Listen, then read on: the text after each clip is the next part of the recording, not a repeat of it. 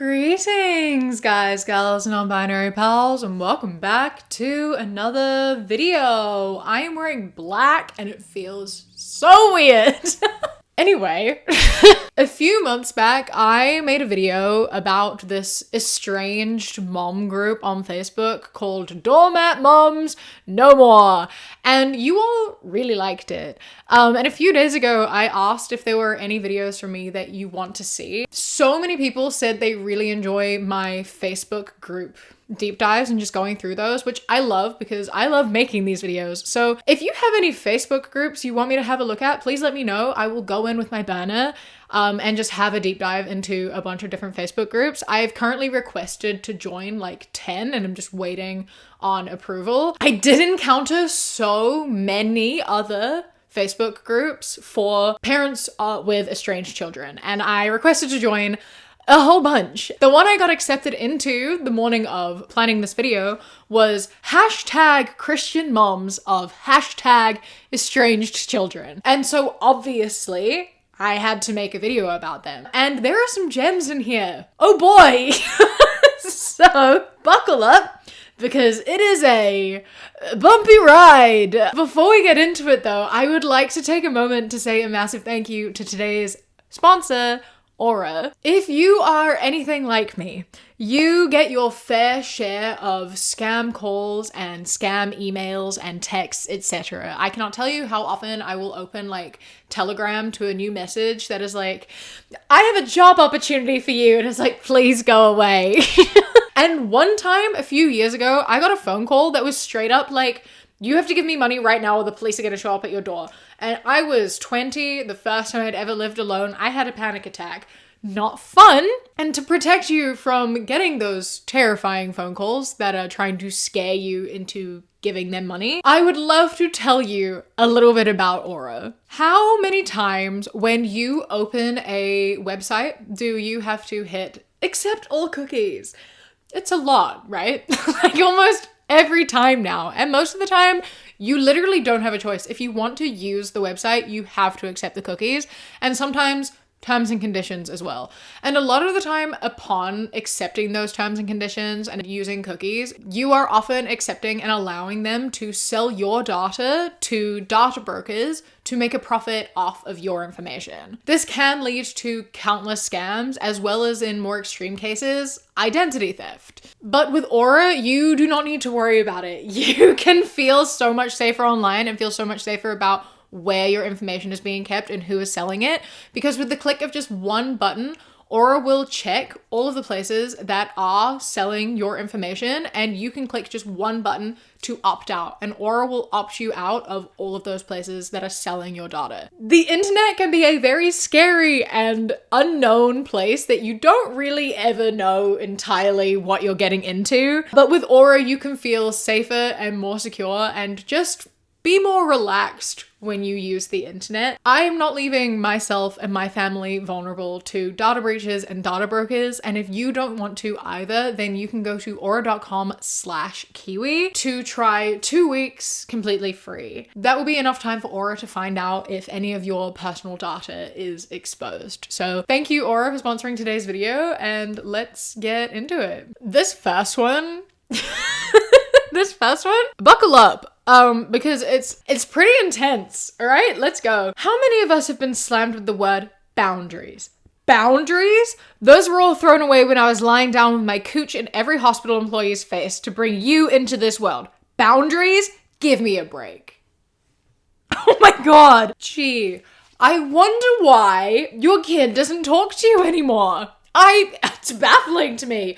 I can't place it. You seem like such a loving, caring person who really just cares about your child and their needs.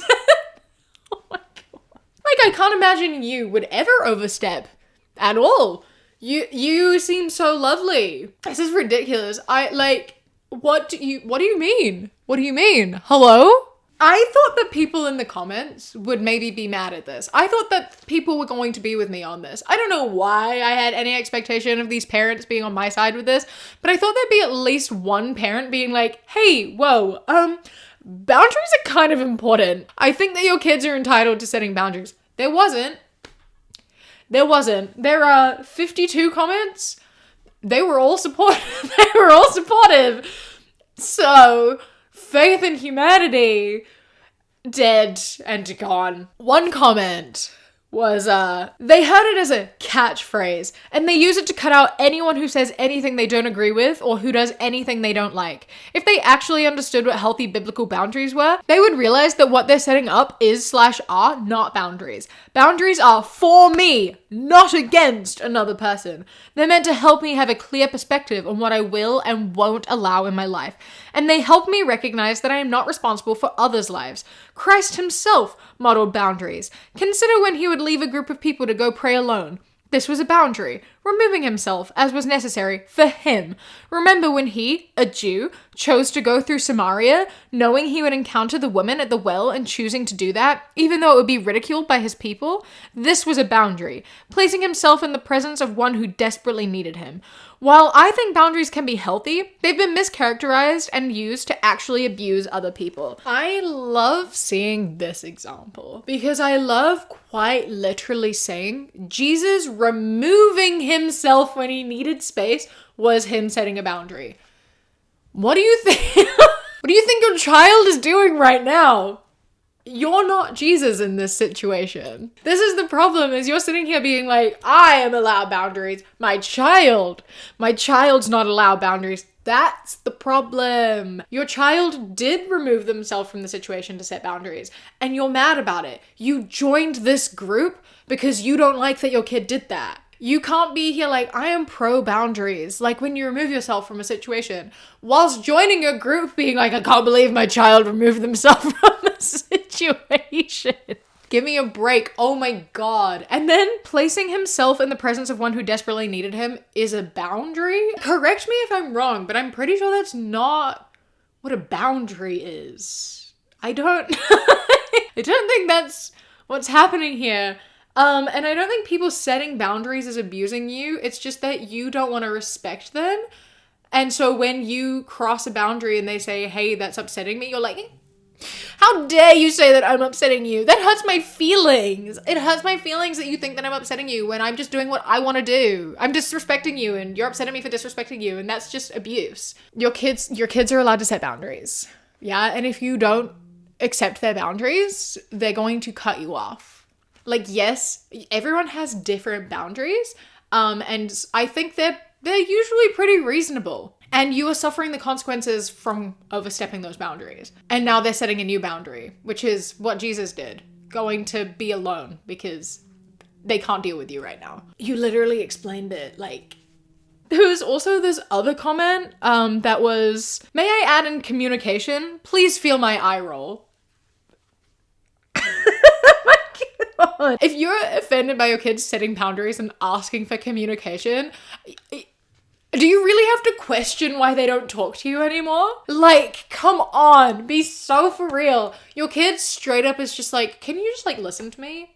Can you just talk to me about how you're feeling instead of being passive aggressive, giving me the silent treatment, ignoring me, yelling at me, whatever. Like, I can't read your mind. Can you tell me how you're feeling? Can we have a conversation? You're like, give me a break. Feel my eye roll. I don't want to do that. You just have to do what I want you to. And then you're like, why doesn't my kid talk to me? I fucking wonder. It's a mystery. It's a fucking mystery. Another comment. My estranged son gave me boundaries in 2018. The only actual clear boundary was don't call him during work hours. Fair enough, I can abide by that. We got along well enough to continue a decent relationship for many years. 3 years ago, he moved 2 hours away chasing a girl. They are together but unmarried. Second child is due in April. I spent the last year helping with my first granddaughter and very involved, yet allowing him to be in charge of me with his unknown boundaries. Long story short, and moving forward, the simple act of starting with boundaries has now led to many more new phrases I am learning. Apparently now there are patterns of behavior I need to work on. I weaponize my faith, and there's toxic, gaslighting, victim, overstepping, deflecting, manipulating, on and on, crazy things said to me. All the while, I can take each word and throw it back at him and how he behaves. Facepalm emoji.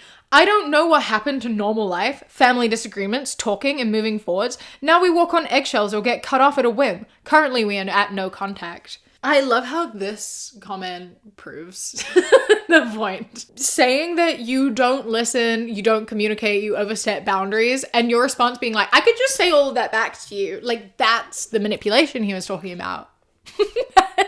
That's the not listening that he was talking about. That's not how adults have conversations. A relationship can be manipulative and abusive both ways. Absolutely. That doesn't seem to be what's happening here though. Like, if I sit down and say, you doing this upsets me, and your response is you being like, well, you doing this upsets me, you're the problem. How to have that conversation would be me being like, you doing this upsets me, and then you saying, I'm so sorry that happens, I will work on that. While we're talking, when you do this upsets me. And then I go, oh, I didn't know. I'm so sorry. I will work on that. Let's talk about things and come to a place where we can both agree. Let's make some compromises. Let's figure out where our relationship sits and how we can exist in each other's lives. Like, that's how you have a conversation. If I try to approach you with something and say that you are mistreating me and your response is to just yell at me that I'm upsetting you by saying you're mistreating me or to get defensive, you're the problem. That's why we're having this conversation in the first place. Communicate. Listen. I'm willing to hear you out as long as you also listen to me. Otherwise, we're not getting anywhere. And understand that when people say that you're upsetting them, it's not an attack. It's trying to fix something. If they are coming to you with these words, it's because they're trying to have a conversation to overcome it. Otherwise, they would just cut you off without any communication. If they see it as completely hopeless, they'll just be like, okay, I can't do this. I'm just not talking to you. If they start using these words to your face, they're trying to work through it with you, and you shutting them down and just throwing it back at them, not helping. Speaking of helping, I want to quickly say a massive thank you to today's patron of the day, Natalie. I appreciate you and your support so much. Thank you so much for joining, and I hope that you are enjoying this video and continue to enjoy this video.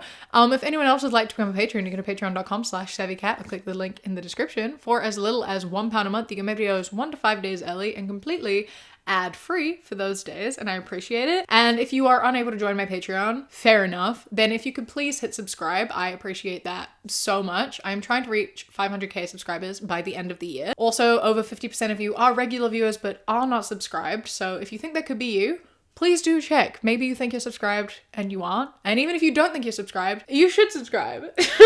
I'm here 3 times a week and I would love to see you again in a few days. Enough talking about me. Let's get back into these mothers who are driving me absolutely batty. I'm going to put a mild trigger warning here for grooming, so please skip to the timestamp on screen right now if you want to skip this conversation. After almost a full year of my estranged daughter's wedding, I still have waves of grief over it. My only child, 19, moved out and got involved with a man 12 years older that had previously been a chaperone in the youth group she was in.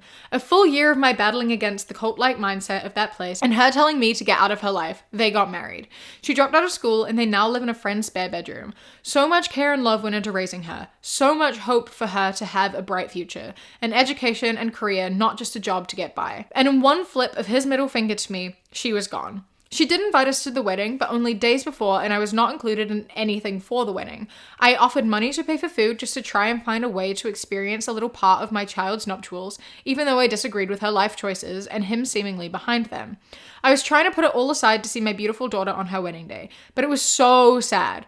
No flowers, no music, a dirty little chapel that smelled of mold. Worst of all, he danced by me, shaking his hind end, and my child never even addressed our presence there. After the service, she walked right by me like I never existed. Then the church crowd gathered around and wouldn't even let me hug her. I feel like something precious was stolen that I'll never get back. And even now, I don't hear from her often, and usually just to gripe at something I did or said that she needs an apology from me for. Every day, I gotta lay this stuff down before the Lord and work at forgiveness. But tonight, it's hard, and I feel so terribly sad that she's not in my life, and she's pretty much good with that. So, your daughter was groomed and abused and is actively in this cult and is being pretty obviously abused. And your main concern is yourself. Your biggest worry and the thing that upsets you the most is the fact that she doesn't talk to you anymore. You have lost her. You don't get to spend time with her. You didn't get to be a part of her wedding. You didn't get to hug her at her wedding. You don't get to hear from her. All she wants from you is apologies. That's the thing that upsets you. That is the thing that we are focused on here. Not the fact that you are concerned about your daughter's well-being, just that you're upset. And like, listen, I understand that you're upset. It makes sense. Like, if I watched my child being groomed and abused, I would also be upset. However, I don't think I would be wording it in this way, where I'm just like, my daughter got married to some guy I don't like, and it's really upsetting. She doesn't talk to me anymore, and it's really upsetting. Like, that is not the way we should be going about this situation. Your daughter is in danger right now, and you've come to a mom group full of estranged moms to complain about it instead of, I don't know, trying to get help for her. It's such a complicated one when your daughters or your children are in these abusive relationships, because there really isn't anything you can do as someone who is in an abusive relationship, knowing that literally nothing anyone around me could have done to get me out of that until I was ready to leave myself. This is definitely not the way to go about it. I can also say that from experience as well. Acting as though the biggest problem with the situation is that you're upset by it, not the way to go about it. This is an incredibly selfish way to be viewing the situation and to be talking about the situation. I understand that it's hard. I understand that it's upsetting, but this is about your daughter. This isn't about you. She is the one who is hurting right now. She is the one in a situation where she is potentially unsafe, and you should be more concerned with her than you are for yourself. She needs help. She needs support. She needs to know that you are there for her when she chooses to leave. She needs a support system around her. She needs help, really. And although you may not be in the position to give it to her right now because she doesn't want to accept it, she should know that you're there for it when she needs it. Yeah, I don't really know how to go in a situation like this. I don't really have all the answers for that, but I do know that you shouldn't be making this about you. And there are also no comments on this validating that perspective either. Like, all of the comments on this post are like, I'm so sorry, I know how it feels. It's so hard when children don't talk to us at weddings. It's so, at least you got invited to your kid's wedding. It's so, like, all of them are just sympathizing with her. No one is talking about the fact that her daughter is being, like, abducted into a cult. Like, why is no one talking about that? This isn't about you. Oh my god, the fuck? Hi all, I just wanted to introduce myself and share 2 photos. I'm on the right and my daughter is on the left. She estranged herself from me about 10 years ago because she didn't get to choose who I married after her dad passed away. I married a widower and we had almost 9 years together until he passed away 2 months ago. My second husband was the love of my life. I love and miss her, and I pray that she comes back into my life before I die. This is lacking so much information. That's a lot of how this goes a lot of the time, right? Like, they give such vague comments that mean you don't know the full scope of the situation, and so people just naturally always take their side. But, like, I personally am a believer that you shouldn't marry someone your kid doesn't want you to marry. Specifically, like, especially if they are still a child and they are still in your care. Like, I think that, yeah, if your kid is being forced to live with them and share their time with you, with them as well, and that this person is being forced to, like, help raise them, they should get a say in that. Like, sure, you don't get to choose who your actual parents are, but, like, I think you should get a say in your step-parents when you're a child. Like, I absolutely think that. And it bothers me so much. Like, it makes me so mad when parents are like, I went out and I found a partner and my kid hates them, but I don't care because I love this person. Like, that's fucked up. That's fucked up. You can be alone for a little bit longer. I'm fucking sorry. You have a kid.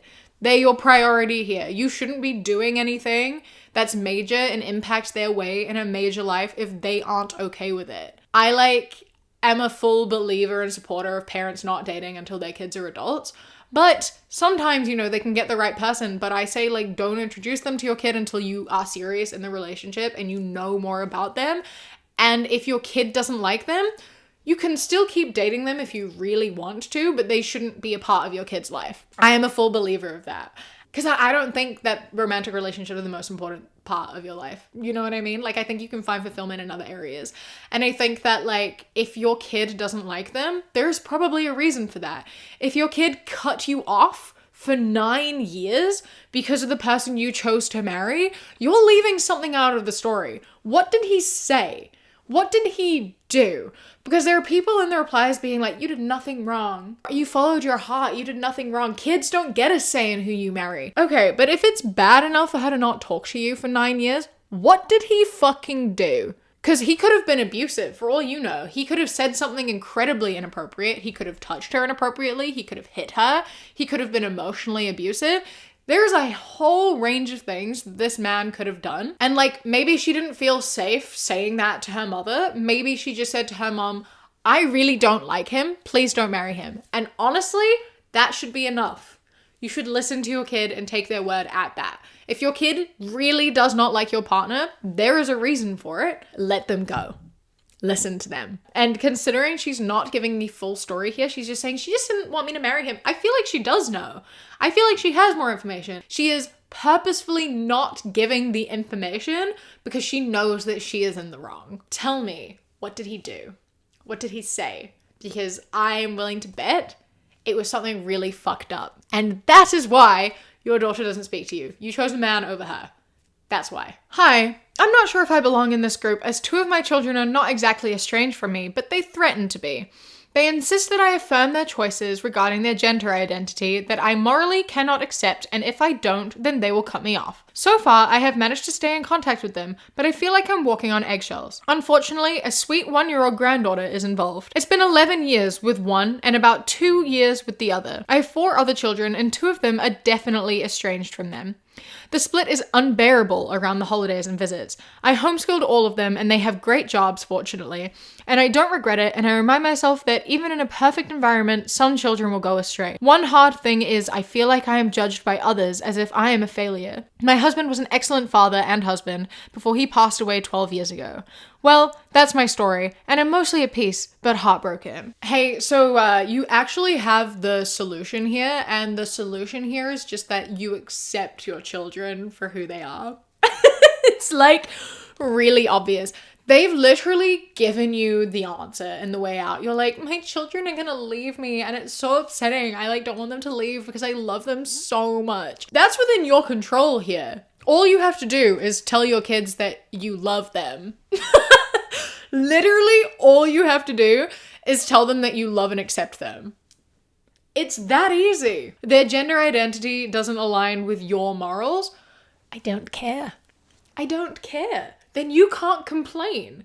Then you don't love your kids unconditionally. You don't deserve them in your life because you don't love them unconditionally, as you should. Especially when here, the thing about them is like not harmful to anyone at all. Like they just identify with a gender that was not assigned to them at birth. That's it. What harm is that doing? Literally none. If you're choosing to not accept them because of that, you are making that decision. They're not cutting you off. You're cutting them off because you're implying that you don't care about them enough to accept them for who they are. Because you don't. So like, you have the power here. You are making the choice to not talk to them anymore. They obviously want you in their life. It's been several years. They want you in their life. You are making them make this choice. It's a very easy solution. Also, the hardest part is that I feel shut the fuck up. Shut up. If your number one concern in life is not the health and safety of your children, but how other people perceive you, you're a selfish person and not a good parent. This person asked, how do you handle seeing old photos and videos of your estranged children? It breaks my heart to look back at what I thought was wonderful memories and moments, then hear that my estranged child feels differently and wondering if every glance back is a lie. Please let me know how you all handle this. Now, I obviously don't have estranged children, but I personally feel like, keeping memories. I am a memory keeper. I feel like you would keep memories because you love them. Right? That makes sense to me. And a lot of the comments were on that being like, it's painful, but I have all these memories. I look through them every now and then, allow myself some tears, like kind of a normal response. And then you have this person. Oh my God, it's terrifying. What they said, I sent every single picture I had of her, along with her baby book and all her childhood drawings and report cards, back to her. I'm respecting her decision. She doesn't want a mom anymore, so I no longer identify as her mom. I also made her give me back her wedding ring and engagement ring because they were mine in the first place. I told her family heirlooms only get to be used by family. She tried to fight me for them, and then I pointed out two things. She was fighting me over a piece of rock, and she had already taken away a bonded human being from me, my granddaughter. So I offered to trade my granddaughter for my diamonds. When she continued whining, I also reminded her that I could easily use what she would have inherited in court and bankrupt her if she wanted to fight. She's getting exactly what she asked for. Now she can go clean up her own mistakes and find someone else to blame, since I have no intention in indulging these self-centered and immoral power games. The only person she's hurting is her own child, and she'll have to live with that. Oh my God. Oh my God. How do they keep getting more just what? How? Oh my God. Firstly, the I don't identify as a mom has me believing that this is a gender identity issue. Just purely, that feels like a dig. In which case, like, Jesus fucking Christ, as said before, doesn't hurt you at all. You have the power to just accept your child for who they are. But obviously I'm not gonna stand and talk on that for too long, because that might not be the case and she just could be transphobic and wanting to use that here for whatever fucking irrelevant reason. The line, I want to take back my wedding ring and engagement ring, and then saying that, like, being mad that she's fighting back over a piece of rock and then offering to trade it for a baby. Like, oh my God. Firstly, you're the one who brought this up. Being like, you're being petty and childish, you're fighting me over a rock. Then if it's just a rock, why do you care? Why do you need it back? If that's all you see it as, why do you need it back? And then being like, fine, you want to keep the diamonds? Give me the baby. How are you, now you're equating a baby to a diamond? Like, what's happening right now? What's happening? They say shit like this and still can't understand that they're the problem. Like, how do you sit here and say all of this and then be like, but I'm a great mother? I know nothing about you or your situation, but I know from reading this that your kid made the absolute right decision. I imagine she has a lot of trauma. Imagine. There's a lot that she's working through. So, yep. Oh my God. Some people really just should not be parents. And this is one of them. This is one of those people who really should not have ever had kids. Because, yikes. Yikes. Oh my God. This is horrifying. You're a bad person. She's a bad person. I also don't understand people who prioritize grandkids over kids. Being like, all she's doing is hurting her own child. She's actually not, because she's protecting her child from you, and you are not a good person, nor a good parent, thus not a good grandparent. And also, like, I don't understand prioritizing your grandkid over your own kid. Being like, it's not fair that she's taking my grandkid away from me. It's like, why do you care about that more than the fact that your kid isn't talking to you? Like, I don't get it at all. I feel like the priority should surely be your own child, and then their child is their priority. Like, I don't get it. Grandkids don't make sense to me, I guess, in a general sense. I never had grandparents, so maybe that's why. I have one grandparent. Well, I had one grandparent. She lived on the opposite side of the world from me. I saw her 6 times in my life. So maybe I just don't get the grandparent bond because I didn't have grandparents. But I don't get it. I don't get it. My 39-year-old daughter cut me out of her life in October because she assumed that I was voting for Trump. She was correct. She has always been angry, hurtful, and blaming with me. She is not saved. It is heartbreaking. My daughter cut me off because she assumed I was voting for Trump. She was correct. So what was the point? What was the point in saying that then? Like, what was the point in the assumption part? Like, if she was right, why did you need to mention she cut me off because she just assumed I voted for Trump? I mean, like, I did, but that's beside the point. It's not beside the point. That is literally the point. You voted for Trump. End of. I think a very valid reason to cut you out of her life, because, like, voting for Trump is voting against a lot of just, you know, basic human rights issues. And that's like a very major fundamental disagreement. She's 39. She's clearly given you a lot of grace and a long time to come around and, like, trying to be civil with you and like empathize and maintain a relationship. And this was just the straw that broke the camel's back. Just the final thing of like not being able to get through to you and share any empathy. And so she doesn't want anything to do with you anymore, which I think is very fair. I think that's a valid reason to cut someone off. Everyone's like, it's just politics. It's not just politics though, because like your politics are actively impacting the lives of millions of people. And she doesn't have any interest in like maintaining a relationship with you if that's what your beliefs are. And I think that that's fair enough, because you're voting against her best interest too. So, you know, this is some a picture of Jesus that says, it doesn't matter what you've done, just come home. This is so funny because they haven't done anything. You have. You're the one who's done something. So I don't know what you're here posting being like, I forgive you, child. Please just come home. I forgive you, when you're the one who has to fix stuff. They have to forgive you because you're the one who's fucked up. Don't turn this around. You aren't the victim here. You aren't the victim here. If you want your kid to come home, you need to change. These mothers are so funny and so frustrating. And it's that thing of like the fact they never give any context for anything really makes it so you can assume anything you want. Like the amount of times these mothers will say very little, like next to nothing, and the comments will be like, you've done nothing wrong, you're an amazing mom. Our kids are just so ungrateful. The kids are so ungrateful these days. They're spoiled. They don't know how good they've got it. You're incredible. With no context. Like, girl, she could have locked her kid in the basement and not fed her for a week. You don't fucking know. Like, you have no context. This mother, they'll just sit there and be like, my kid doesn't talk to me anymore. Please feel sorry for me. And you're like, it's okay, honey. You've done nothing wrong. Like, you can't be just defending people with zero information. I think the less information they give, the less you're able to defend them. Because like, without any context at all, how are you sitting here being like, it's okay, I understand. Like, you don't know anything. Anything. If you want my sympathy, give me the full story. Then we'll talk about it. Because none of you are doing that. And so I'm not on any of your sides. If you enjoy this video, please let me know if you want another one. I have been accepted into a couple other estranged mom groups. So if you want to see me looking at any of those other ones, please do let me know.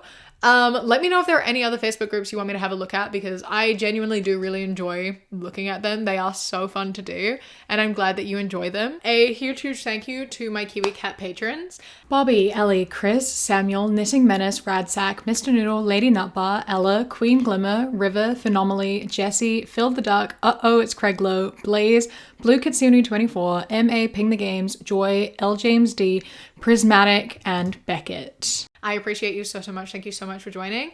If anyone else would like to become a patron, you can go to patreon.com/savvycat, click the top link in the description. For as little as £1 a month, you get my videos a day to 5 days early and ad-free for those days. And then for £3 and up, you get things such as outtakes, live streams, vlogs, and more. Don't forget to follow me on Instagram, The Queer Kiwi, and Twitter, That Queer Kiwi. I hope you enjoy the rest of your day. Stay safe. Keep fighting. I love you. Mwah. When you close your